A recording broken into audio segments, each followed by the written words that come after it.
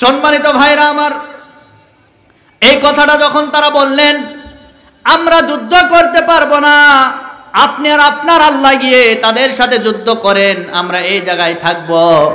এই কথাটা বলার কারণে রব্বুল আলামিন তাদেরকে ওই তিহ নামক প্রান্তরে 40টা বৎসর আবদ্ধ করে রাখলেন। আওয়াজ দিয়ে বলেন কত বৎসর? জোরে বলেন। 40 বৎসর ওই প্রান্তরে আবদ্ধ করে রাখলেন। এভাবে করে মূসা আলাইহিস সালাতু ওয়াস সালাম দুনিয়া থেকে বিদায় নিয়ে চলে গেল। যাওয়ার পরে রব্বুল আলামিন 40টা বৎসর তাদেরকে ওই প্রান্তরের ভিতর আটকায় রাখলেন। এক পর্যায়ে তারা যখন আবার মিশরে যেতে চায়, সকালবেলা তারা উঠে হাঁটাহাঁটি শুরু করে দেয়। সকাল থেকে সন্ধ্যা পর্যন্ত হাঁটতে হাঁটতে তারা মনে করে আমরা মনে অনেক দূর এসেছি, কিন্তু সন্ধ্যাবেলায় গিয়ে আবার দেখে তারা যেখান থেকে হাঁটা শুরু করেছে সেই জায়গায় আবার ফিরে এসেছে। আমার কথা বোঝেন নাই? সকাল থেকে হাঁটা শুরু করে তারা মনে করে আমরা অনেক দূর গিয়েছি, কিন্তু সন্ধ্যা লাগলে দেখেছি যে জায়গায় ছিলাম সে জায়গায় আবার আমরা এসেছি। এভাবে করে 40 বৎসর পার করে ফেললেন। এটা ছিল আল্লাহর পক্ষ থেকে তাদের উপরে আযাব এবং গজব। কারণ কি? কারণ তারা অস্বীকার করেছে আল্লাহর সবচাইতে বড় বিধানের নাম জিহাদ। তারা জিহাদকে অস্বীকার করার কারণে আল্লাহ পাক তাদেরকে আযাব আর গজবের ভিতরে নিমজ্জিত করে দিয়েছে। নবীজির প্রতি দরুদ ও সালাম পেশ করি, যিনি হচ্ছেন শুধুমাত্র আমাদের নবী না, আমাদের একজন নেতা, সাইয়্যিদুল মুরসালিন, খাতামুন নবিয়্যিন, রাহমাতুল লিল আলামিন, জামিউল মুসলিমিন। সকালে পড়ছে সাল্লাল্লাহু আলাইহি ওয়াসাল্লাম। নবীজি বলেন কেউ যদি আমার নিকটবর্তী হতে চায় সে যেন আমার প্রতি দরুদের আমল বেশি বেশি করে করে। কোনো ইমানদার বান্দা যদি টানা 40 দিন দরুদ শরীফের আমল প্রতিদিন যদি 100 বার ঘুমানোর পূর্বে করতে পারে, নবীজি তাকে স্বপ্নের মাধ্যমে সাক্ষাৎ করবেন। এর চাইতে বড় পাওয়ার কিছু আছে? এই পৃথিবীতে শয়তান সমস্ত মানুষের আকৃতি ধারণ করতে পারে, শুধুমাত্র একজন ব্যক্তির আকৃতি শয়তান ধারণ করতে পারে না। তিনি হচ্ছেন আমার আপনার নবী বিশ্বনবী মুহাম্মাদুর রাসূলুল্লাহ সাল্লাল্লাহু আলাইহি ওয়াসাল্লাম। আসেন আমরা ডাইরেক্ট কোরআন থেকে আলোচনা শুনবো ইনশাআল্লাহ। আমি আপনাদেরকে আলোচনার শুরুতে একটি কথা বলে নেই, সেটি হলো আজকে আমরা মনে করি ইসলাম আর রাষ্ট্র এই দুটি জিনিস মনে হয় আলাদা, আমাদের এটা ধারণা। কিন্তু আমাদের পূর্বপুরুষদের ইতিহাস, নবী রাসূলদের ইতিহাস আপনি যদি একটু লক্ষ্য করেন তাহলে আপনি বুঝতে পারবেন ইসলাম আর রাষ্ট্র কখনো আলাদা ছিল না। বরং এমন এমন নবী পয়গাম্বরকে আল্লাহ রাষ্ট্রের ক্ষমতা পর্যন্ত দান করেছেন। কম বেশি সকলকে আল্লাহ রাষ্ট্রের ক্ষমতা দান করেছেন। আমার প্রিয় বন্ধুগণ, এজন্য রাষ্ট্র আর ইসলামকে, রাষ্ট্র আর ধর্মকে কখনো আলাদা করা যাবে না। বরং ইসলাম ছাড়া কোনো রাষ্ট্র চলতে পারে না, ধর্ম ছাড়া কোনো রাষ্ট্র চলতে পারে না। কথা বলেন না কেন? এজন্য এই বিষয়টা আমাদেরকে লক্ষ্য রাখতে হবে। আমাদের ধর্ম ইসলাম, আমাদের বাংলাদেশ স্বাধীনতা লাভ করেছে, এরপরে এটি হচ্ছে 90% মুসলমানদের দেশ। এ দেশের ভিতরে আমরা যদি কখনো আমাদের ধর্ম ইসলামকে ডিভাইড করতে চাই, যারা করবে তারাই ভাগ হয়ে যাবে।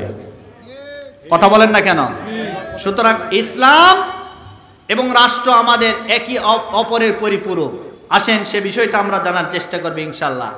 এই পৃথিবীতে একজন পয়গাম্বর ছিলেন যাকে আল্লাহ রাব্বুল আলামিন রাষ্ট্র ক্ষমতা এবং নবুয়াত দুটি একসাথে দান করেছেন।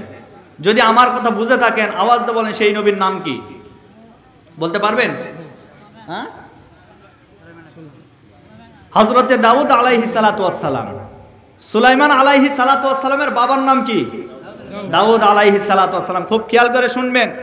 আল্লাহ রাব্বুল আলামিন এই পৃথিবীতে আল্লাহর পয়গম্বর হযরতে দাউদ নবীকে আল্লাহ যেভাবে নবুয়াতি দান করেছেন সেইভাবে রাষ্ট্রের দায়িত্ব তাকে দান করেছিলেন। এমনি এমনি দান করে নাই, তার যোগ্যতা, তার সব কিছু দেখার পর আল্লাহ পাক তাকে দান করেছেন। বলে আল্লাহু আকবার। আমার ভাইরা, তাহলে সেই ঘটনা জানতে গেলে আমাদেরকে প্রথম থেকে একটি ঘটনা শুনতে হবে। কষ্ট হয় আপনাদের? শুনবেন তো ইনশাআল্লাহ। বনি ইসরাইল সম্পর্কে আল্লাহ রাব্বুল আলামিন কোরআনে কারীমের ভিতরে অধিকাংশ জায়গায় বনি ইসরাইলদের ঘটনা, আয়াত আল্লাহ রাব্বুল আলামিন নাজিল করেছেন। কেন জানেন? এই পৃথিবীর জমিনে সবচাইতে ঘাড়তেরা জাতি হলো বনি ইসরাইল জাতি। এমনকি এই পৃথিবীতে যত নবী রাসূল এসেছেন প্রত্যেকটা নবীর রাসূলেরা ছিলেন বনি ইসরায়েলদের ভিতরে। সুবহানাল্লাহ বলবেন না? এমন একজন নবী হযরতে মূসা আলাইহিস সালাতু ওয়াস সালামকে বনি ইসরায়েলদের জন্য আল্লাহ রাব্বুল আলামিন নবী করে পাঠিয়েছিলেন।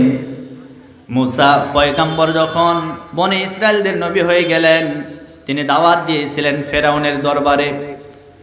ফেরাউন দাওয়াতকে প্রত্যাখ্যান করে নিয়েছিলেন, দাওয়াত কবুল করেন নাই। পক্ষান্তরে মূসা আলাইহিস সালাতু ওয়াস সালাম সহ তার দলবল যারা ছিল তাদেরকে মারার জন্য পরিকল্পনা করলেন।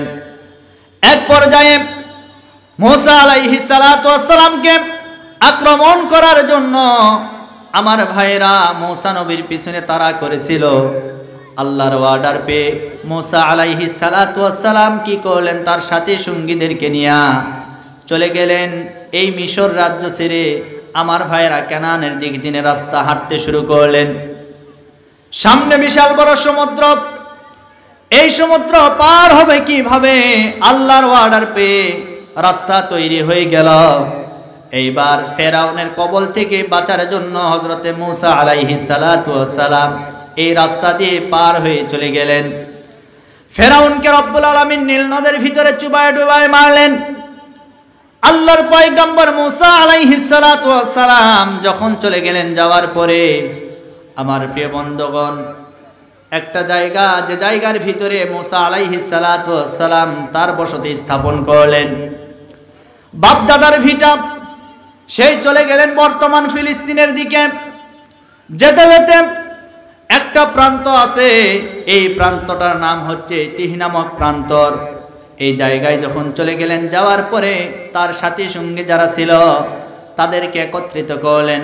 করার পর আল্লাহর পয়গম্বর মূসা আলাইহিস সালাতু ওয়াস সালাম বললেন, ও আমার সাথী সঙ্গীরা, আমরা তো ফেরাউনের হাত থেকে বেঁচে আসলাম, কিন্তু আমাদের সামনে আরেকটা বড় বিপদ আছে।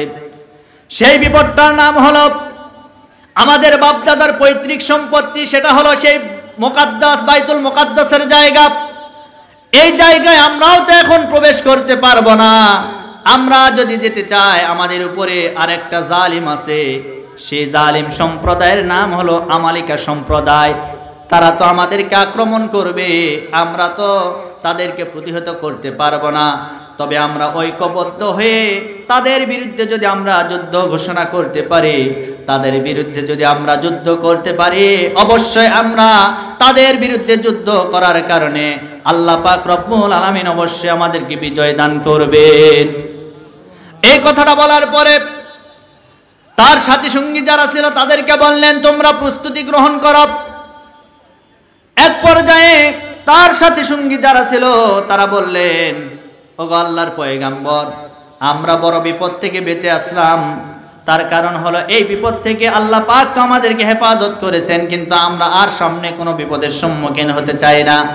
আমরা ওই আমালিকা সম্প্রদায়ের বিরুদ্ধে আমরা যুদ্ধ করতে চাই না, বরং যুদ্ধ যদি করার প্রয়োজন হয়, তারা জবাব দিয়ে বলেছিল, ইযহাব আনতা ওয়া রাব্বুকা ফাকাতিলা ইন্না হাহুনা কাঈদুন। যুদ্ধ যদি করতে হয়, আপনি আর আপনার রব আল্লাহ গিয়ে যুদ্ধ করেন, আমরা পারবো না। নাউজুবিল্লাহ বলবেন না? সম্মানিত ভাইরা আমার, এই কথাটা যখন তারা বললেন, আমরা যুদ্ধ করতে পারবো না, আপনি আর আপনার আল্লাহ গিয়ে তাদের সাথে যুদ্ধ করেন, আমরা এই জায়গায় থাকবো। এই কথাটা বলার কারণে রব্বুল আলামিন তাদেরকে ওই তিহ নামক প্রান্তরে 40টা বৎসর আবদ্ধ করে রাখলেন। আওয়াজ দিয়ে বলেন, কত বৎসর? জোরে বলেন। 40 বৎসর ওই প্রান্তরে আবদ্ধ করে রাখলেন। এভাবে করে মূসা আলাইহিস সালাতু ওয়াস সালাম দুনিয়া থেকে বিদায় নিয়ে চলে গেল। যাওয়ার পরে রব্বুল আলামিন 40টা বৎসর তাদেরকে ওই প্রান্তরের ভিতর আটকায় রাখলেন। এক পর্যায়ে তারা যখন আবার মিশরে যেতে চায়, সকালবেলা তারা উঠে হাঁটাহাঁটি শুরু করে দেয়। সকাল থেকে সন্ধ্যা পর্যন্ত হাঁটতে হাঁটতে তারা মনে করে আমরা মনে অনেক দূর এসেছি, কিন্তু সন্ধ্যাবেলায় গিয়ে আবার দেখে তারা যেখান থেকে হাঁটা শুরু করেছে সেই জায়গায় আবার ফিরে এসেছে। আমার কথা বোঝেন নাই? সকাল থেকে হাঁটা শুরু করে তারা মনে করে আমরা অনেক দূর গিয়েছি, কিন্তু সন্ধ্যা লাগলে দেখেছি যে জায়গায় ছিলাম সে জায়গায় আবার আমরা এসেছি। এভাবে করে 40 বছর পার করে ফেললেন। এটা ছিল আল্লাহর পক্ষ থেকে তাদের উপরে আযাব এবং গজব। কারণ কি? কারণ তারা অস্বীকার করেছে আল্লাহর সবচাইতে বড় বিধানের নাম জিহাদ। তারা জিহাদকে অস্বীকার করার কারণে আল্লাহ পাক তাদেরকে আযাব আর গজবের ভিতরে নিমজ্জিত করে দিয়েছে।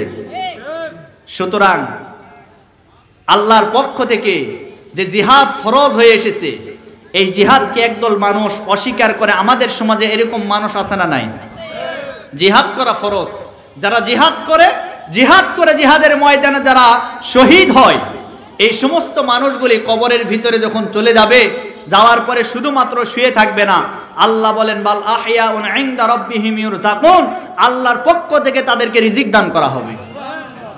একটা ইমানদার মানুষ মারা গেলে কবরে থাকবে, শুয়ে থাকবে, কিন্তু একটা শহীদ যখন মারা যাবে সে শুধু শুয়ে থাকবে না, কবরের ভিতরে সে আল্লাহর পক্ষ থেকে জান্নাতি খাবার প্রাপ্ত হয়ে যাবেন। এজন্য নবীজি বলেন, যেই বান্দার ভিতরে জিহাদি কোনো তামান্না থাকবে না, সেই বান্দা ইহুদি আর নাসারাদের মতন দুনিয়া থেকে তারা বিদায় নিয়ে যাবে। আর আল্লাহর নবী বলেন, যেই বান্দার ভিতরে, যেই ব্যক্তির ভিতরে জিহাদি তামান্না জাগ্রত হবে, যার ইচ্ছা হবে আল্লাহর জমিন আল্লাহর দ্বীনকে প্রতিষ্ঠা করার জন্য আমি আমার নিজের জীবনকে উৎসর্গ করব, নবীজি বলেন ওই ব্যক্তি যদি বিছানায় মারা যায় আল্লাহ তাকে শহীদের রাস্তা দান করবেন। আরো জোরে বলি সুবহানাল্লাহ। সম্মানিত ভাইরা আমার, এজন্য আমার ভাইরা, আল্লাহর পয়গম্বর হযরতে মূসা আলাইহিস সালাতু ওয়াস সালামের জাতির লোকেরা 40টা বৎসর যখন এই তিহ নামক প্রান্তরে অবস্থান করতেছিল, 40টা বৎসর পার হয়ে গেল। 40 বৎসর পার হয়ে যাওয়ার পরে তারা আল্লাহর কাছে ফরিয়াদ করলেন, ওগো রব্বুল আলামিন, এতদিন পর্যন্ত আমরা ভুল করেছিলাম, আমরা বুঝতে পারি নাই আপনার পয়গম্বর আমাদের নবী মূসা আলাইহিস সালাতু ওয়াস সালামের সাথে আমরা যুদ্ধ করে না গিয়ে আমরা ভুল করেছি, আপনি আমাদেরকে মাফ করে দেন। আর এই মুহূর্তে আপনার কাছে কামনা করে আপনি আমাদের জন্য একটা পয়গম্বর নিযুক্ত করে দেন। আল্লাহ রাব্বুল আলামিন 40 বছর পরে তাদের দোয়াটা কবুল করে নিলেন। নেওয়ার পরে আল্লাহ রাব্বুল আলামিন তাদের জন্য একটা পয়গম্বর নিযুক্ত করলেন। তার নাম ছিল হযরতে সামুয়েল আলাইহিস সালাতু ওয়াস সালাম। সামুয়েল আলাইহিস সালাতু ওয়াস সালাম যখন নবী হয়ে আসলেন, নবী হয়ে আসার পরে আবারও তাদেরকে জিহাদের ময়দানে যাওয়ার জন্য, ওই আমালিকা সম্প্রদায়ের বিরুদ্ধে যুদ্ধ করার জন্য সামুয়েল আলাইহিস সালাতু ওয়াস সালাম তাদেরকে প্রশিক্ষণ দিচ্ছিলেন। এমন সময় ওই জাতির লোকেরা তারা আবার দাবি করে বসলো, ওগো আল্লাহর পয়গম্বর, ওগো আল্লাহর পয়গম্বর, আপনি যে আমাদেরকে যুদ্ধের জন্য প্রস্তুতি গ্রহণ করাচ্ছেন, আমরা যুদ্ধ করতে যাই, যুদ্ধের ময়দানে আমরা যেতে চাই, তবে আমাদের জন্য একটা সেনাপতির দরকার, আমাদের জন্য একটা বাদশার দরকার। আপনি যদি আমাদের জন্য একটা সেনাপতি, একটা বাদশা নিযুক্ত করতেন, তার নিয়ন্ত্রণে আমরা সকলে মিলে ঐক্যবদ্ধ হয়ে আমরা জিহাদের ময়দানে যেতে চাই। এই কথাটা বলার পরে আল্লাহ রাব্বুল আলামিনের কাছে হযরত সামুয়েল আলাইহিস সালাতু ওয়াস সালাম দোয়া করলেন। দোয়া করার পরে আল্লাহর পক্ষ থেকে ওই জাতিদের জন্য আল্লাহ রাব্বুল আলামিন একটা বাদশা নিযুক্ত করলেন। সেই বাদশার নাম হলো হযরতে তালুত। তালুত নামক বাদশাকে আল্লাহ রাব্বুল আলামিন তাদের জন্য নিযুক্ত করলেন। তালুতকে নির্ধারিত করে দেওয়া হলো। এই তালুতের নাম যখন আল্লাহর পয়গম্বর সামুয়েল নবী যখন বললেন, সামুয়েল নবী যখন তালুতের নামটা ঘোষণা করলেন, ঘোষণা করার পরে আগেই বলেছিলাম বনি ইসরায়েল জাতি কিন্তু ঘাড় তেরা, তারা কিন্তু সোজা মানুষ না, একটু বাঁকা মানুষ। তারা বলেছিল এতগুলো মানুষ থাকতে আমাদের ভিতরে থেকে আপনি বাদশা নিযুক্ত না করে একটা গরিব মানুষকে কেন বাদশা নিযুক্ত করলেন? আমাদের ভিতরে তো অনেক সম্পদশালী ব্যক্তি আছে, অনেক টাকা পয়সাওয়ালা ব্যক্তি আছে, এই মানুষগুলির ভিতর থেকে আপনি বাদশা নিযুক্ত না করে ওই গরিব একটা মানুষকে আপনি কেন বাদশা নিযুক্ত করলেন? তার কারণ হলো তার কারণ হলো নেতৃত্ব দেওয়ার মতো তার কোনো যোগ্যতা নাই, তার কোনো টাকা নাই, পয়সা নাই, আর আমাদের তো অনেক টাকা পয়সা আছে, তাহলে আমাদের ভিতর থেকে আপনি কেন করলেন না? এই কথাটা বলার পরে সামুয়েল আলাইহিস সালাতু ওয়াস সালাম তখন জবাব দিয়েছিলেন, ও আমার জাতির লোকেরা শোনো, এইটা আমি নির্ধারণ করি নাই, এইটা আমাদের রব রব্বুল আলামিন আমাদের জন্য নির্ধারিত করে দিয়েছেন। এরপরেও তারা বুঝলেন না, তারা ডাক দিয়ে বললেন, না আপনার কথা আমরা মানি না, আল্লাহ যে এটা নির্ধারিত করে দিয়েছেন এটার প্রমাণ কি, এটা প্রমাণ দিতে হবে। এবার তারা প্রমাণ চাইলেন, আল্লাহ রাব্বুল আলামিন তাদেরকে প্রমাণ স্বরূপ তার বিপরীতে অর্থাৎ আমালিকা সম্প্রদায়ের একজন বাদশা ছিল, তার নাম ছিল জালুত, অর্থাৎ ওই জালুত বাদশার বিরুদ্ধে যুদ্ধ ঘোষণা করা হয়েছে। জালুত বাদশার বিরুদ্ধে যুদ্ধ করবে তালুতের এই অংশীদার যারা আছে তারা। আমার প্রিয় ভাইয়েরা, তাহলে তারা যুদ্ধ করবে ওই জালুতের বিরুদ্ধে। এইবার সামুয়েল আলাইহিস সালাতু ওয়াস সালাম তাদেরকে ডাক দিয়ে বললেন, তোমরা যদি এই বাদশাকে এখনো বিশ্বাস করতে না পারো, তাহলে রব্বুল আলামিন তোমাদের জন্য প্রমাণ স্বরূপ একটা জিনিস নির্ধারণ করে দিতে পারে। এইবার তারা বললেন, ঠিক আছে, আপনি যদি প্রমাণ দেখাতে পারেন তাহলে আমরা অবশ্যই বিশ্বাস করে নেব, এটাই আমাদের জন্য বাদশা। এইবার প্রমাণ স্বরূপ তাদেরকে বললেন, তোমরা শুনে নাও, ওই যে জালুত বাদশা আছে, ওই বাদশার কাছে একটা সিন্দুক আছে, ওই সিন্দুকটা এমনি এমনি তার বাড়ি থেকে কয়েকটা গরুর সোয়ার হয়ে, কয়েকটা গাধার সোয়ার হয়ে কিতাবের ভিতরে এসেছে। ওই কয়েকটা গরু অথবা গাধা ওই যে সিন্দুক আছে, ওই সিন্দুকটা এই তালুতের বাড়িতে নিয়ে আসবে, তাহলে কি তোমরা বিশ্বাস করবা? এই কথাটা বলার পরে তারা বললেন, অবশ্যই আমরা বিশ্বাস করব যদি এই ঘটনা আপনি দেখাতে পারেন। এইবার আল্লাহ রাব্বুল আলামিন এই ঘটনা দেখালেন। এই সিন্দুকের কথা যেটা বলতেছিলাম, সে সময় ইসরায়েল সম্প্রদায়ের মানুষেরা এই সিন্দুকটাকে সম্মানিত মনে করত, এমনকি এই সিন্দুকের ভিতরে তারা স্বর্ণ মুদ্রা, টাকা পয়সা তারা মান্যত করত। তারা নেক হিসাবে, নেকির কাজ হিসাবে ওই সিন্দুকের ভিতরে টাকা পয়সা রাখত, এমনকি ওই সিন্দুককে তারা সম্মানিত মনে করত, শ্রদ্ধা করত, ভালোবাসত। আমার ভাইয়েরা, আল্লাহর অর্ডার পেয়ে এইবার ওই সিন্দুকটা করলেন কি, দুইটা গাধা অথবা গরু, তাদের মাধ্যমে তাদের পিছনে ওই সিন্দুকটা আস্তে করে আটকায় দিয়েছে। গভীর রজনীতে ওই সিন্দুকটা তারা করলেন কি, তালুতের বাড়ির সামনের একেবারে দরজার সামনে সিন্দুকটা রেখে দিয়েছেন। পরের দিন সকাল হয়ে গেল। সকাল হয়ে যাওয়ার পরে এই দৃশ্যটা যখন সামুয়েল আলাইহিস সালাতু ওয়াস সালামের জাতির লোকেরা যখন দেখতে পেলেন, দেখার পরে বললেন, আমাদের বিশ্বাস হয়ে গেছে, আল্লাহর পক্ষ থেকেই তালুতকে আমাদের জন্য আল্লাহ বাদশা নির্ধারণ করে দিয়েছেন, অতএব আর আমাদের কোনো সমস্যা নাই, আপনি তাকে অর্ডার করুন আমাদের নেতৃত্ব দেওয়ার জন্য। তার নেতৃত্বে আমরা ওই আমালিকা সম্প্রদায়ের বিরুদ্ধে অর্থাৎ জালুতের বিরুদ্ধে আমরা যুদ্ধ করতে চাই। আল্লাহু আকবার। এই কথাটা যখন বললেন, বলার পরে এইবার তালুতকে নির্দেশনা দেওয়া হলো, তুমি কি করো, যাও এদের সামনে প্রশিক্ষণ দেওয়া শুরু করো। আল্লাহর পয়গম্বর সামুয়েল আলাইহিস সালাতু ওয়াস সালামের নির্দেশনা অনুযায়ী এইবার তালুত করলেন কি, তার জাতির লোকদের সামনে চলে আসলেন। আসার পরে সবাইকে জিহাদের ময়দানে যাওয়ার জন্য উদ্বুদ্ধ করলেন। জিহাদের ময়দানে যাওয়ার জন্য কিভাবে যুদ্ধ করবে, যুদ্ধ করার জন্য প্রশিক্ষণ দেওয়া শুরু করলেন। এক পর্যায়ে প্রশিক্ষণ যখন শেষ হয়ে গেল, তখন তালুতের নেতৃত্বে এইবার তার জাতির লোকেরা ওই জালুতের বিরুদ্ধে যুদ্ধ করার জন্য রওনা দিবেন। রওনা দেওয়ার পূর্বে এইবার তালুত বললেন, তোমরা যে যুদ্ধ করবে, কিন্তু ইতিহাস সাক্ষী দেয় তোমরা এর পূর্বে তোমরা কিন্তু তোমাদের নবী এবং রাসূলদের সাথে বেঈমানি করেছিলা।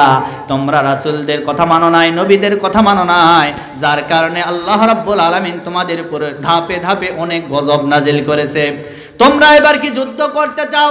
সবাই এক বাক্যে হাত উঁচু করলেন, অবশ্যই আমরা যুদ্ধ করতে চাই, আপনি শুধুমাত্র আমাদেরকে নেতৃত্ব দিবেন, আমরা সামনের দিকে অগ্রসর হব, আপনার কোনো ভয় নাই, আমরা যুদ্ধ করব। আমার ভাইয়েরা, আগেই বলেছিলাম ওই বনি ইসরায়েল জাতি কিন্তু একটু ঘাড় তেরা, কথা বলেন না কেন? এই কথাটা বলার পরে এইবার তাদেরকে জিহাদের ময়দানে নিয়ে যাওয়ার জন্য প্রস্তুতি গ্রহণ করলেন। এক পর্যায়ে জিহাদের ময়দানে যাবে, তার পূর্ব মুহূর্তে তালুত তাদেরকে বললেন, তোমরা যে কত বড় ঈমানদার এটা পরীক্ষা করার জন্য আল্লাহ তোমাদেরকে একটা পরীক্ষা করতে চায়। সেই পরীক্ষাটা হলো তোমাদের সামনে একটা নদী পড়বে, ওই নদীর কিনারায় আমরা সবাই মিলে চলে যাব। যাওয়ার পরে ওই নদীর সামনে আমাদের সকলের পিপাসা শুরু হয়ে যাবে। কিন্তু এখানে শর্ত হলো কেউ যেন ওই নদীর পানি পান না করতে পারে। যারা পান করবে না তারা আল্লাহর খাঁটি বান্দা, আর যারা পান করবে তারা বেঈমান রূপে সাব্যস্ত হবে, তারা জিহাদের ময়দানে যেতে পারবে না। এই কথাটা বললেন, সবাই এক বাক্যে বলল, আমরা আপনার কথা মানলাম, আমরা কেউ আর ওই নদীর পানি গ্রহণ করব না, নদীর পানি আমরা গ্রহণ করব না। কিন্তু এখানে আরেকটা কথা হলো, তিনি বলেছিলেন যদি কারো একান্তই পিপাসার যদি প্রয়োজন হয় তাহলে এক চোয়াল পানি সে পান করতে পারে, শুধুমাত্র নিজের জীবনটাকে বাঁচানোর জন্য। এই কথাটা বললেন, বলার পরে নদীর কিনারার সামনে যখন নিয়ে গেলেন, নিয়ে যাওয়ার পরে আমার ভাইয়েরা তারা কিন্তু ঘাড় তেরা হওয়ার কারণে তাদের সকলের পিপাসা লেগে গেছে। নদী পার হবেন এমন সময় নদীর সামনে যখন তারা পানি দেখতে পেলেন, নিজের পিপাসাকে আটকাতে পারলেন না, নিজের ওয়াদাকে কন্ট্রোল করতে পারলেন না। এক পর্যায়ে তারা করলেন কি, তারা ওই নদী থেকে ইচ্ছা মতো পানি পান করলেন, ইচ্ছা মতো পানি পান করলেন, শুধুমাত্র 313 জন বাদ দিয়ে। কতজন? জোরে বলেন না কেন? 313 জন। বদরে সাহাবী ছিল কত? কথা বলেন না কেন? 313 জন সাহাবী ছিলেন। এই 313 জন শুধু পানি পান করলেন না, বাকি হাজার হাজার সৈন্য সবাই পানি পান করলেন। যেই পানি পান করেছে, কিন্তু তারা ওয়াদা করেছিলেন আমরা কেউ পানি পান করব। এই ওয়াদা করার পরেও তারা পানি পান করলেন। আল্লাহর সামনে তারা ওয়াদা ভঙ্গ করলেন। তার কারণ হলো তারা ছিল ঘাড় তেরা বাঁকা জাত। বনি ইসরাইল তারা ঘাড় তেরা জাতি ছিল। তাদেরকে কথা বলার পরে তারা যখন পানি পান করলেন, পানি পান করার পরে নদী পার হয়ে যখন চলে গেলেন, যাওয়ার পরে তারা এখন যারা পানি পান করেছে তারা সবাই একেবারে মাটিতে বসে পড়লেন। শরীরটা নরম হয়ে গেছে, শরীরটা একেবারে ক্লান্ত হয়ে গেছে। তারা এখন তালুতকে ডাক দিয়ে বলেন, ও বাদশা মহোদয়, আপনি তো বলেছিলেন আমরা তো রক্ষা করতে পারলাম না, কিন্তু পানি পান করার পর আমাদের শরীরটা দুর্বল হয়ে গেল, আমরা মনে হয় আর জিহাদের ময়দানে যেতে পারবো না। দেখছেন কি অবস্থা হয়ে গেল? আল্লাহর হুকুম যারা অমান্য করবে তাদের তো এই অবস্থা হতেই পারে। কথা বলেন ঠিক কিনা? তারা বললেন আমাদের শরীর দুর্বল হয়ে গেছে, আমরা আর সামনের দিকে যেতে পারবো না। এই কথা বলার পরে সেখান থেকে আল্লাহর পক্ষ থেকে বাদশা তালুত বললেন, তোমাদেরকে যাওয়ার কোনো দরকার নাই, আমার পক্ষে যারা কাজ করবে আমি এই মুহূর্তে ঘোষণা করলাম তারাই হলো আল্লাহর ইমানদার বান্দা। কারা কারা আছে হাত তুলে দেখাও। সে সময় 313 জন হাত তুলেছে, আমরা পানি পান করি নাই। তখন বাদশা তালুত বললেন, যদি এই 313 জনের ভিতরে ঈমান দীপ্ত জাগ্রত হয়, আমার বিশ্বাস ওই জালুত বাদশার বিরুদ্ধে এই 313 জন নিয়ে আমি যুদ্ধ করতে পারবো। আল্লাহু আকবার। 313 জন নিয়ে তিনি যুদ্ধের ময়দানে রওনা করবেন।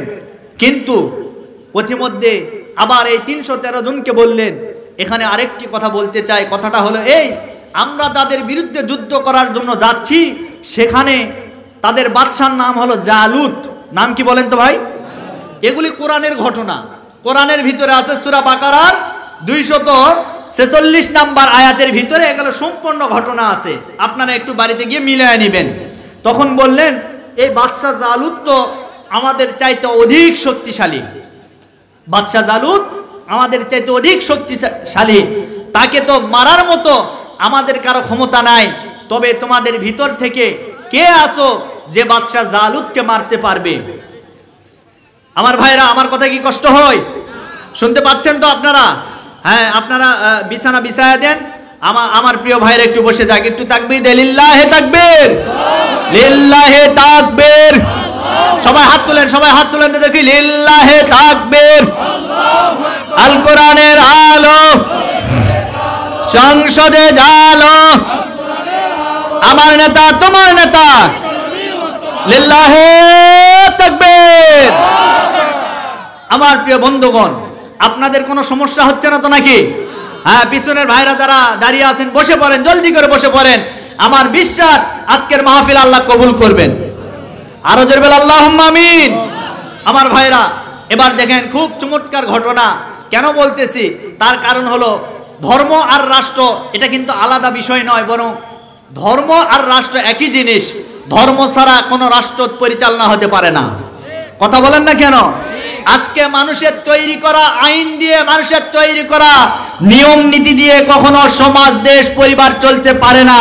যদি চলে তাহলে ওই সমাজ আর দেশ, ওই রাষ্ট্র কখনো আল্লাহর নিয়মের ভিতরে থাকতে পারে না। ওই সমাজ, ওই দেশ, ওই রাষ্ট্রের ভিতরে দুর্নীতি, এরপরে সুদ ঘুষ সব সময় লেগেই থাকবে।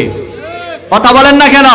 সুতরাং দুর্নীতি মুক্ত করতে চাইলে, এরপরে সন্ত্রাস মুক্ত করতে চাইলে, জিনা মুক্ত করতে চাইলে, বেনামাজি মুক্ত করতে চাইলে আল্লাহর কোরআনকে বাস্তবে আমার বাংলাদেশে কায়েম করতে হবে। কারা কারা রাজি? তো হাত তুলে আল্লাহকে দেখায়। আল্লাহু তাকবীর, আল্লাহু তাকবীর। আল কোরআনের আলো, সংসদে জালো, আল কোরআনের আলো, আল হাদিসের আলো, সংসদে জালো, ইসলামের শত্রুরা আল্লাহু তাকবীর। আমার ভাইরা, এজন্য দেখেন এইবার জালুত বাদশার বিরুদ্ধে যুদ্ধ হবে। তালুত বাহিনী 313 জন, এই 313 জনকে প্রশিক্ষণ দিলেন। দেওয়ার পরে বললেন, আমরা তো ওই জালুত বাদশাকে হত্যা করতে পারবো না। তার কারণ হলো আমরা যদি এই মুহূর্তে হত্যা করতে যাই, আমরা শুনেছি সে যখন যুদ্ধ করতে আসে এমনি আসে না, তার পুরো শরীরের ভিতরে বর্ম পরিহিত থাকে, এমনকি মাথার ভিতরে লোহার হেলমেট পরানো অবস্থায় থাকে, পুরো শরীরটা লোহা দ্বারা আবৃত করা হয়। সুতরাং আমরা তো কেউ এইটাকে হত্যা করতে পারবো না।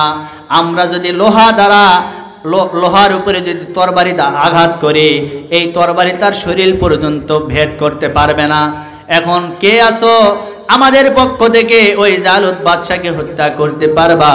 তখন 7 থেকে 8 বছরের যুবক হযরতে দাউদ আলাইহিস সালাতু ওয়াস সালাম সাথে সাথে হাতটা উঁচু করলেন। আল্লাহু আকবার। হযরতে দাউদ আলাইহিস সালাতু ওয়াস সালাম যখনই হাতটা উঁচু করলেন, উঁচু করার পরে সবাই এক বাক্যে বললেন, তুমি তো ছোট্ট মানুষ, তুমি কিভাবে তাকে হত্যা করবা? হযরতে দাউদ আলাইহিস সালাতু ওয়াস সালাম জবাব দিলেন, আল্লাহ যদি আমাকে সাহায্য করে অবশ্যই আমি পারবো। সুবহানাল্লাহ কোন। আল্লাহ যদি আমাকে সাহায্য করে, আল্লাহ যদি আমার পক্ষে থাকে, অবশ্যই আমি ওই জালিম বাদশা জালুতকে হত্যা করতে পারবো। এবার সবাই 313 জন সহ সবাই চলে গেলেন সে আমালিকা সম্প্রদায়ের বিরুদ্ধে যুদ্ধ করার জন্য। এক পর্যায়ে যুদ্ধ শুরুর পূর্ব মুহূর্তে এবার বাদশা জালুত বিশাল বড় একটা ঘোড়ার উপর সওয়ার হয়ে সামনে চলে আসলেন। আসার পরে বললেন, কে আছো এমন আমাকে মারতে পারবা? আসো আমার সামনে আসো, তোমাদের কত বড় ক্ষমতা আছে আমি দেখতে চাই। কেউ সামনের দিকে আগাইতে পারে না, এমনকি ছোট্ট মানুষ হযরতে দাউদ আলাইহিস সালাতু ওয়াস সালাম সামনের দিকে যাইতে পারে না। তার কারণ বাদশা জালুদের পুরো শরীরের ভিতরে লোহা দ্বারা আবৃত করা আছে, বর্ম দ্বারা আবৃত করা আছে। এখন তরবারি দ্বারা তাকে যদি আঘাত করতে যায়, ওই তরবারি ফিরে আসবে, তার শরীরে কোনো স্পর্শ হবে না, তার শরীরটা ক্ষতবিক্ষত হতে পারবে না। দাউদ আলাইহিস সালাতু ওয়াস সালাম চিন্তা করলেন, তার সমস্ত শরীর ঢাকা আছে, কিন্তু 2টা চোখ তো সে খোলা রেখেছে। আল্লাহু আকবার। সে তো 2টা চোখ খোলা রেখেছে।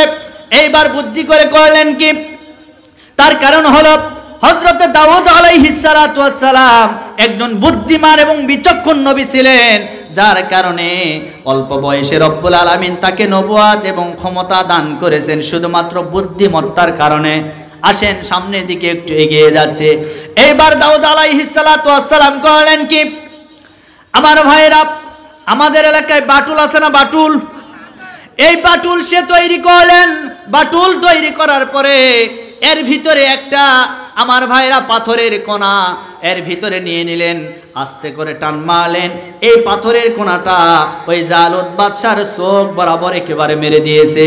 যে না চোখ বরাবর মেরে দিয়েছে, তার একেবারে ডান চোখ চোখের ভিতরে এই পাথরের কোনাটা লেগে গিয়ে এই চোখের ভিতর দিয়ে ঢুকে মাথার পিছন দিয়ে গিয়ে মগজ সহ সব বের হয়ে গেছে। আল্লাহু আকবার। চোখের ভিতর দিয়ে ঢুকে মাথার পিছন দিয়ে মগজ সহ সব বের হয়ে গেছে। বাদশাহ তখন আস্তে করে সেই ঘোড়ার উপর থেকে পড়ে গেছে। আচ্ছা বলেন তো, সেনাপতি যখন পড়ে যায় কর্মীরা সামনে থাকবে না, ভাগিয়ে যাবে? কথা বলেন না কেন? সবাই এবার চিন্তা করলেন, কে রে, আমাদের নেতা তো শেষ। বাংলাদেশও শেষ না? নেতা যখন শেষ হয় কর্মীদের 2 পয়সাও মূল্য থাকে না, যার প্রমাণ আমার বাংলাদেশ। কথা বলেন না কেন? আজকে আমরা শুনতে পাচ্ছি বিভিন্ন খবরে আমাদের রাষ্ট্রপতি তিনি বলেছেন সে এখনো পদত্যাগপত্র জমা দেয় নাই। আমার তো মনে হয় রাষ্ট্রপতির মাথা এখনো ঠিক নাই। কথা বলেন না কেন? তার মাথা খারাপ হয়ে গেছে। সুতরাং আপনার মাথা যদি খারাপ হয়, আপনার বাড়িও পাবনা আছে মেন্টাল হাসপাতাল, সেই হাসপাতাল আপনার চিকিৎসা করা দরকার। সুতরাং আমরা পদত্যাগপত্র চাই না। যেই ব্যক্তি বিবাহের আগে কাবিননামায় থাকে না, তার আবার তালাকনামা কিসের তৈরি হবে? কথা বলেন না কেন? দীর্ঘ 15টি বছর বিনা ভোটে, জনগণের বিনা ভোটে যে রাষ্ট্রপ্রধান হয়ে থাকে, তার আবার কিসের পদত্যাগপত্র? কথা বলেন না কেন? সুতরাং আমরা বলতে চাই, লাগবে না। আচ্ছা চাপে তো নিচ্ছি, কথা বলেন না, একটু বসে। শোনেন, কষ্ট হয়। আচ্ছা ভাই একটু বলছেন যে লোকজন বেশি হয়ে গেছে, আপনারা একটু চাপেন দেখি, একটু চাপেন তো দেখি। একটু ভাইয়ের কথাও ঠিক আছে, আমি তো চাপাবো, কিন্তু একটু পরে লেন, আপনারা একটু চাপেন। পিছনে অনেক ভাই দাঁড়িয়ে আছে, একটু চাপেন তো ভাই। আমার ওয়াজ শুনবেন না চলে যাবেন? শুনবেন তো ইনশাল্লাহ? শেষ পর্যন্ত একটু চাপেন, একটু সামনে দিকে চাপেন, একটু জিকির করি লা ইলাহা। হ্যাঁ, মহিলা মা বোনেরা আপনারাও চাপেন, আপনাদের জায়গা হচ্ছে না। আরেকটা আলাদা প্যান্ডেল করতে পারলে ভালো হতো, কারণ এখনকার সময়ে মহিলারা সবচাইতে বেশি ওয়াজ শোনে। কথা বলেন ঠিক কিনা? এই জন্য মা বোনদেরকেও ইসলামী আন্দোলনের জন্য তৈরি হতে হবে। আপনার স্বামী, আপনার ছেলে, আপনার মেয়ে যদি অন্য কোনো রামপন্থীদের সাথে থাকে, আপনাকে অবশ্যই অগ্রণী ভূমিকা পালন করতে হবে রাবিয়া বসরির মতন। কথা বলেন ঠিক কিনা? সুতরাং আপনাদেরকেও সামনের দিকে এগিয়ে আসতে হবে। আমরা নারী, পুরুষ, আবাল, বৃদ্ধ, বনিতা, যুবক, যুবতী সবাই মিলে আগামীতে বাংলাদেশে ইসলামী রাষ্ট্র গঠন করব ইনশাআল্লাহ। আলিমদের নেতৃত্বে আগামীতে বাংলাদেশ ইসলামী রাষ্ট্র হোক, এটা কি আপনারা চান? কারা কারা চান? দুহাত তুলে আল্লাহকে দেখায়, লিল্লাহি তাকবীর।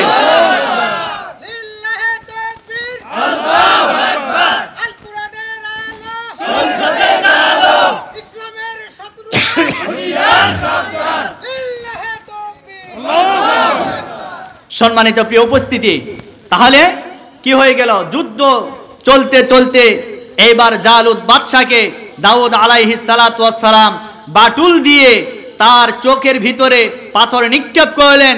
আল্লাহর রহমতে এই পাথরটা চোখের ভিতর দিয়ে ঢুকে পিছন দিয়ে বের হয়ে চলে গেছে। এই বিচার কার? কথা বলেন না কেন? বদরের প্রান্তরে 313 জন সাহাবী আর 1000 রোমান সৈন্যের বিরুদ্ধে যুদ্ধ করেছিল। এই 313 জন সাহাবীকে আল্লাহ রাব্বুল আলামিন আসমান থেকে সাহায্য করেছেন। আল্লাহু আকবার।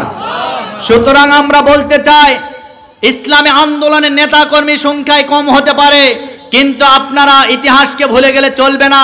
সেই বদরের ইতিহাস, উহুদের ইতিহাস, তাবুকের ইতিহাস, খন্দকের ইতিহাস আমাদেরকে স্মরণ করিয়ে দেয় যে তোমরা হতাশা হয় না। সংখ্যায় কম হলে কি হবে? যদি তোমাদের ঈমান পরিপক্ক হয়, এই অল্প সংখ্যায় আমি আল্লাহ তোমাদেরকে বিজয় দান করব। আল্লাহু আকবার। আল্লাহ আমাদেরকে বিজয় দান করবেন, তার কারণ আমরা তো মুমিন। কি কথা বলেন না কেন? আমরা মুমিন হতে চাই, আমরা মুমিন হয়ে অবস্থান করব, আমরা মুমিন হয়ে ইসলামী আন্দোলনের সাথে থাকবো ইনশাআল্লাহ। কবুল করুন। আমার ভাইরা, সেই বদরের প্রান্তরে আমার প্রিয় বন্ধুগণ 313 জন সাহাবী আল্লাহ রাব্বুল আলামিন কেমন সাহায্য করেছেন জানেন? আমার ভাইরা দেখেন, এখানে আরেকটি বীরত্ব কথা আছে। জিহাদের ময়দানে যাওয়ার জন্য সাহাবায়ে কেরামদের যে অগ্রণী ভূমিকা, ছোট্ট ছোট্ট বাচ্চারা তারাও জিহাদের ময়দানে যাওয়ার জন্য নিজের জীবনকে আল্লাহর রাস্তায় উৎসর্গ করে দিয়েছিলেন।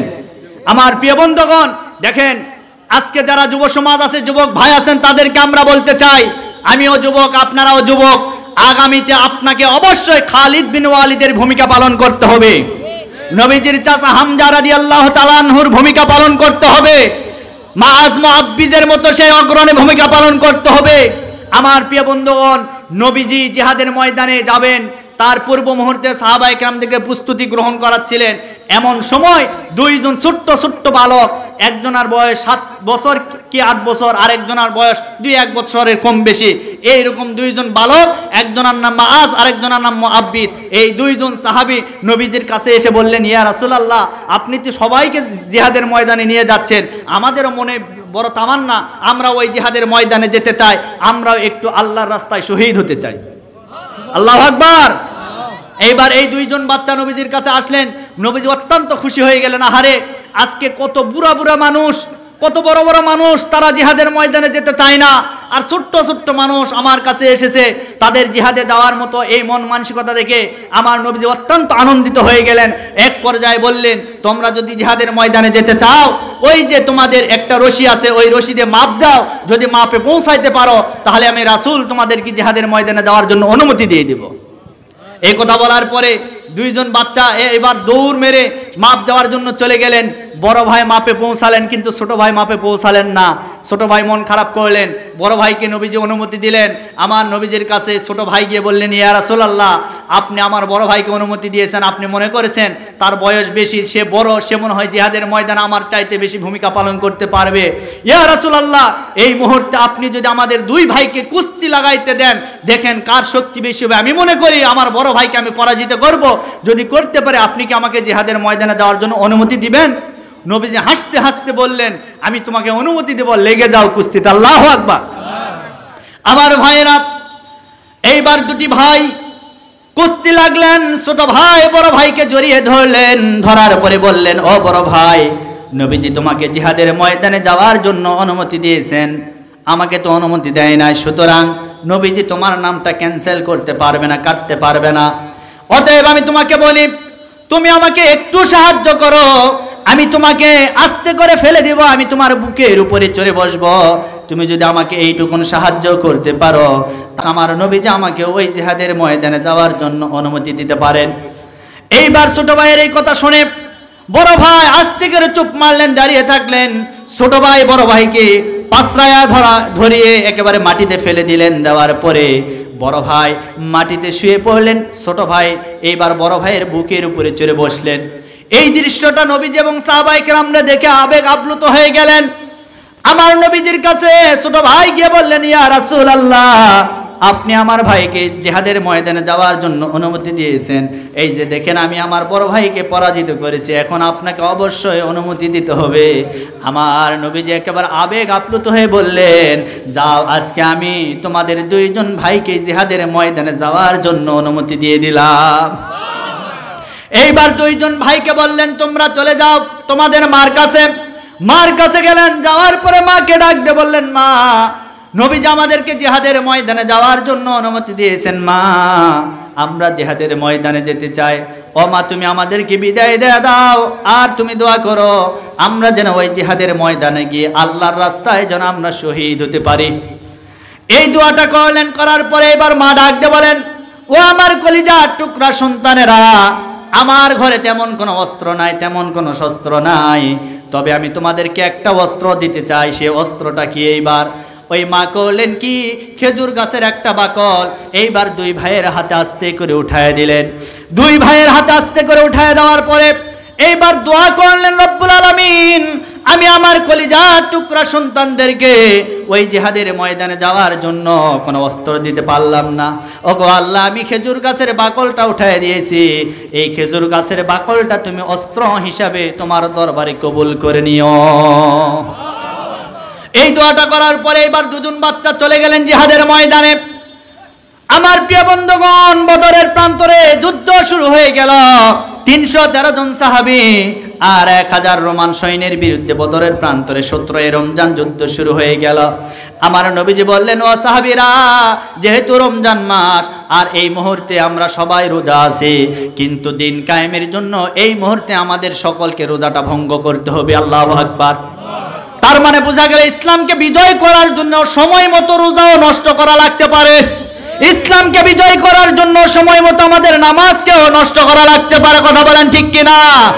আমার ভাইয়েরা, এইবার আমার নবী যে কথা বললেন, যুদ্ধ চলতে চলতে দুইজন ছোট্ট ছোট্ট বালক এইবার আমার প্রিয় বন্ধুগণ একজন সাহাবীর কাছে গেলেন, ডাক দিয়ে বলেন, ও সাহাবী, আপনি তো মনে হয় মক্কার মানুষ, আমরা হলাম মদিনার, আমরা এই ইসলামের বড় দুশমন আবু জেহেলকে আমরা চিনি না, তবে আমরা শুনেছি ইসলামের সবচাইতে বড় দুশমনের নাম হলো আবু জেহেল। আপনারা যদি আমাদের দুজন ভাইকে ওই আবু জেহেলকে একটু দেখায় দিতেন তাহলে একটু ভালো হতো। এই ছোট্ট বাচ্চাদের কথা শোনার পরে ওই সাহাবী বর্ণনা করতেছিল, আমার মনে হচ্ছিল এই দুটা ছোট বাচ্চা নয়, এটা হচ্ছে মনে হয় বাঘ। সুবহানাল্লাহ বলেন। এই দুটা বাঘের মতো গর্জন নিয়ে আমার সামনে উপস্থিত হয়ে গেল। ডাক দিয়ে বলল, ও নবীর প্রিয় সাহাবীরা, আবু জেহেল কোথায়? আমাদেরকে দেখায় দাও। এইদিকে আবু জেহেল নেতা মানুষ, বিশাল বড় ঘোড়ার উপর পা দোলাইতেছিল আর খালি দোল খাচ্ছিল। এমন সময় দুইজন ছোট্ট ছোট্ট বালককে ডাকতে বললেন, ওই যে ইসলামের বড় দুশমন আবু জেহেলকে দেখা যায়। এই না বলতে দেরি হয়ে গেছে, এই দুটা বাচ্চা ওই আবু জেহেলের কাছে যেতে দেরি হয় নাই, আবু জেহেলের কাছে চলে গেলেন। যাওয়ার পরে এবার লক্ষ্য করে দেখলেন আবু জেহেলকে মারবে, কিভাবে মারতে পারে না। ছোট্ট ছোট্ট মানুষ এখন চিন্তা করে আমরা কিভাবে আবু জেহেলকে মারবো, এটা তো আমরা কোনো কিছু খুঁজে পাচ্ছি না। এইবার বড় ভাই ছোট ভাইকে ডাক দিয়ে বলে, ও আমার ছোট ভাই, আমি আমার কোমরটা একটু হেলে দিব, তুমি আমার উপরে পা দিয়ে আবু জেহেলকে আস্তে করে তুমি মেরে ফেলবা, আঘাত করবা, তাহলে এই ঘোড়ার উপর থেকে আবু জেহেল পড়ে যাবে। যেই না এই কথা বলেছে, বলার পরে এইবার করলেন কি, বড় ভাই আস্তে করে হেলে গেলেন, ছোট ভাই ওই বড় ভাইয়ের কাঁধের উপরে চড়লেন। চড়ার পরে কিতাবের ভিতরে এসেছে, ওই যে মা যে বাকল দিয়েছিল, খেজুর গাছের বাকল, ওই বাকলটা দ্বারা একটা আবু জেহেলের পায়ে আস্তে করে আঘাত করেছে। আমার প্রিয় বন্ধুগণ, কিতাবের ভিতরে এসেছে তরবারি দ্বারা আঘাত করলে যে না ক্ষত বিক্ষত হতে পারে, তার চাইতে বেশি ক্ষত বিক্ষত হয়ে ওই ঘোড়ার উপর থেকে আবু জেহেল সাথে সাথে পড়ে গিয়েছে। আল্লাহু আকবার। আমার ভাইয়েরা, আমার প্রিয় বন্ধুগণ, এইবার এই দুইজন সাহাবী ছোট্ট বালক কইলেন কি, আবু জেহেল যখন ঘোড়ার উপর থেকে পড়ে গেল, এমন সময় আবু জেহেলের বুকের উপরে উঠলেন, ওঠার পরে আবু জেহেলকে মারতে মারতে আধামারা করে ফেললেন। এইদিকে আবু জেহেলের ছেলে ইকরামা রাদিয়াল্লাহু তাআলা আনহু এখনো মুসলমান হয় নাই, যখন দেখতেছিল তাদের বাবাকে ওই দুইজন ছোট্ট বালক মারতে মারতে আধামারা করে ফেলেছে, ইকরামা রাদিয়াল্লাহু তাআলা আনহু এবার দুইজন বালকের কাছে আসলেন। আসার পরে দুজনকে দুনিয়া থেকে শহীদ করে দিলেন। আমার প্রিয় বন্ধুগণ, এইবার যুদ্ধের ময়দানে রব্বুল আলামিন আসমান থেকে হাজার হাজার ফেরেশতা সাহায্য করলেন, মুসলমানদের বিজয় চলে আসলো। মুসলমানদের যখন বিজয় চলে আসলো, এইদিকে আবু জেহেলের মাথা দ্বিখণ্ডিত হয়ে পড়ে আছে বদরের প্রান্তরে। আমার নবীজির কাছে এই কাটা মাথাটা নিয়ে যাবে, কিন্তু সাহস পাচ্ছে না। একজন সাহাবী চলে আসলেন। আসার পরে আমার ভাইরা ইবনে মাসউদ রাদিয়াল্লাহু তাআলা আনহু তিনি চলে আসলেন। আসার পরে এই মাথার ভিতরে কানটা ছিদ্র করলেন। ছিদ্র করার পরে কানের ভিতরে একটা রশি দিলেন। দেওয়ার পরে মাথা যখন টানতেছিল কিন্তু মাথা আসে না। তার কারণ হলো একটা কান ছিদ্র করলে মাথা আসবে না। এইবার যখন দুইটা কান ছিদ্র করেছে, মাথা চলে আসে। আল্লাহু আকবার। এখান থেকে কি শিখলেন আপনি? যখন আপনি একটাবার লক্ষ্য করে দেখেন, ইবনে মাসউদ রাদিয়াল্লাহু তাআলা আনহু একটা কান ছিদ্র করলেন, মাথা আসলো না। যখন দুইটা কান ছিদ্র করলেন, মাথা চলে আসলো। ওই যে পূর্বের ঘটনা, কাবা শরীফের চত্বরে ইবনে মাসউদ রাদিয়াল্লাহু তাআলা আনহু একবার কোরআন শরীফ তেলাওয়াত করেছিল জোরে জোরে। এই কোরআন শরীফটা তেলাওয়াত করার কারণে ওই আবু জেহেল এমন ভাবে ইবনে মাসউদকে এমন একটা থাপ্পড় মেরেছে, এই থাপ্পড়ের আঘাতে সেদিন থেকে ইবনে মাসউদ একটা কান দিয়ে আর কোনোদিন শুনতে পায় না। ওই দিন ইবনে মাসউদ রাদিয়াল্লাহু তাআলা আনহু কেঁদেছিল, আমার নবীজিও কেঁদেছিল। সেই দিন আল্লাহ ওহী নাজিল করে জানায় দিয়েছে, ও ইবনে মাসউদ তুমি কান্না করো না, আজকে তুমি কান্না করছো, আমি আল্লাহ তোমার দ্বারাই ওই বদরের প্রান্তরে আবু জেহেলের দুইটা কান আমি আল্লাহ ছিদ্র করে নিব। আল্লাহু আকবার। সেটা আল্লাহ করেছেন। সুতরাং এই পৃথিবীতে কোনো ঈমানদার বান্দাদের একটা ক্ষতি করবেন, আল্লাহ ডবল ক্ষতি করার জন্য প্রস্তুত হয়ে আছে। কথা বলেন ঠিক কিনা? আজকে সবচাইতে বড় আফসোস লাগে যেই সমস্ত নেতা নেত্রীরা যারা এতদিন পর্যন্ত ক্ষমতার অহংকার করেছিল, ক্ষমতার দাম্ভিকতায় চলাফেরা করেছে, আজকে তাদেরকে আমরা দেখলাম আদালত চত্বরে তাদের হাতে ডান্ডা বেরি পরানো হয়েছে, হাত করা লাগানো হয়েছে। এটাই আল্লাহর বিচার? এটা কার বিচার? আমি লক্ষ্য করে দেখলাম, আহারে এই কেমন নির্মমতা! দেখেন, কিছুদিন পূর্বে তারা রাষ্ট্রের মালিক, আজকে তারা আসামি হয়ে গেছে। বিচার কার? জোরে বলেন, বিচার কার? আল্লাহর বিচার। সম্মানিত প্রিয় উপস্থিতি, এজন্য আমার ভাইরা, আমি আপনাদেরকে বলতেছিলাম যে হযরতে দাউদ আলাইহিস সালাতু ওয়াস সালাম, মনে আছে আপনাদের? মনে আছে? এই ঘটনাটা শেষ করে দেব ইনশাআল্লাহ। কষ্ট হয় আপনাদের? কষ্ট হয়? পিছনে ভাইরা কি বলেন, কষ্ট হয়? আমার প্রিয় বন্ধুগণ, দাউদ আলাইহিস সালাতু ওয়াস সালাম এইবার করলেন কি, জালুদের বিরুদ্ধে যুদ্ধ করে আমালিকা সম্প্রদায়কে ধ্বংস করে সেই ফিলিস্তিনের জমিনটা মুসলমানদের হাতে নিয়ে নিলেন। এমনকি হযরতে দাউদ আলাইহিস সালাতু ওয়াস সালামের এই বীরত্ব গাথা থেকে আল্লাহ রাব্বুল আলামিন পরবর্তীতে সাথে সাথে তাকে পয়গম্বর বানালেন, নবীও বানালেন এবং রাষ্ট্রের ক্ষমতাও তাকে দান করলেন। আরো জোরে বলি সুবহানাল্লাহ। রাষ্ট্র ক্ষমতায় অধিষ্ঠিত হয়ে গেলেন। দাউদ আলাইহিস সালাতু ওয়াস সালাম রাষ্ট্র পরিচালনা করলেন। এক পর্যায়ে এমনভাবে তিনি রাষ্ট্র পরিচালনা করেছেন, দিগন্তে দূর দূরান্তে বিভিন্ন দেশ, বিভিন্ন রাষ্ট্র তার কাছে সারেন্ডার করা শুরু করলেন। আল্লাহু আকবার। এই পুরা পৃথিবী এটা কিন্তু মুসলমানদের। এটা কাদের? এটা কিন্তু মুসলমানদের। মুসলমান ইতিহাস আপনি খুঁজে দেখেন, এই পুরা পৃথিবী মুসলমানরা শাসন করেছিল। আমার প্রিয় বন্ধুগণ, আজকে এই মুসলমানদের ওই যে বনি ইসরায়েলদের মতো বেঈমানি করার কারণে আমাদের মাথার উপরে আজকে জালেমরা শাসন করার ক্ষমতা পেয়েছে। সুতরাং আজকের মাহফিল থেকে আমরা হেদায়েত প্রাপ্ত হয়ে যাব, আর আমরা নাফরমানি করব না, আল্লাহর হুকুমের বিরোধিতা করব না, আল্লাহর আইনের বিরোধিতা করব না। যদি এ শপথ করতে পারি, অবশ্যই আগামীর বাংলাদেশে আমাদের জন্য আল্লাহ নেক একটি নেতৃত্ব হিসাবে নেক বান্দাকে আল্লাহ আমাদের জন্য দান করবেন।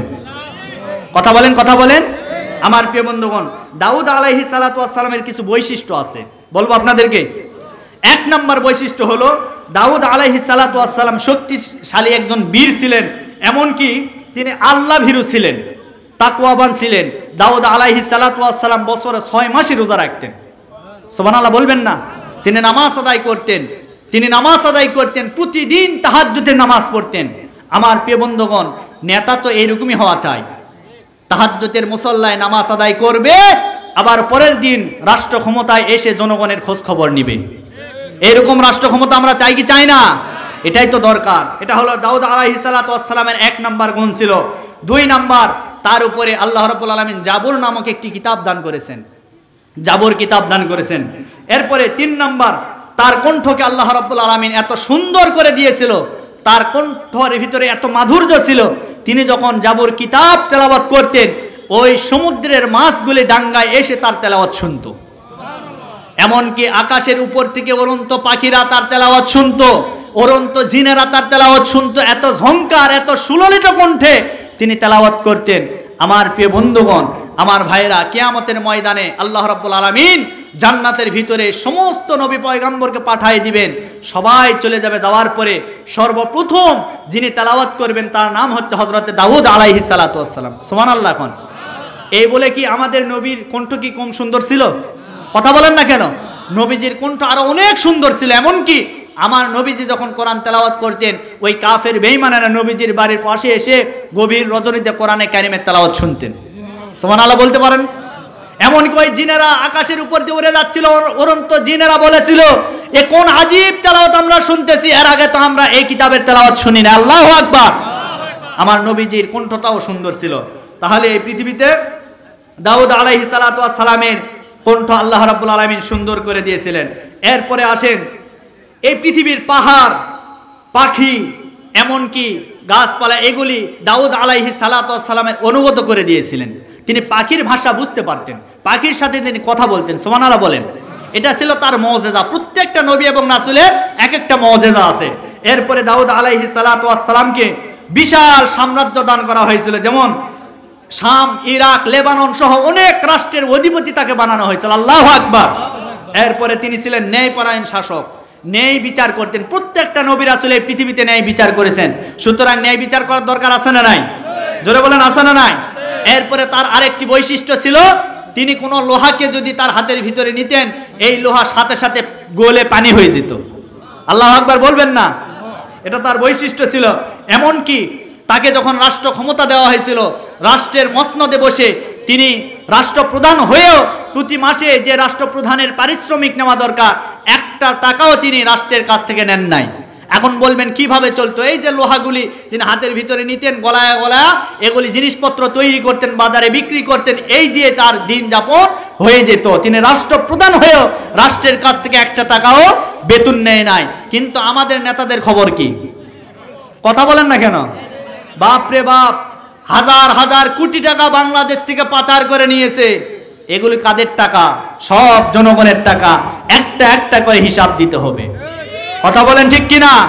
সব হিসাব দিতে হবে। সর্বোপরি আমার প্রিয় বন্ধুগণ, দাউদ আলাইহিস সালাতু ওয়াস সালামের বীরত্ব গাথা নিয়ে আপনাদের মাঝে আলোচনা করতেছিলাম। আমার এই এলাকার ভিতরে আরো বিভিন্ন মাহফিল আছে, সেগুলিতে অন্য কোনো পয়গাম্বর নিয়ে কথা হবে ইনশাআল্লাহ। আমাদের সকলকে কবুল করুন। সকলে বলছে আল্লাহুম্মা আমিন।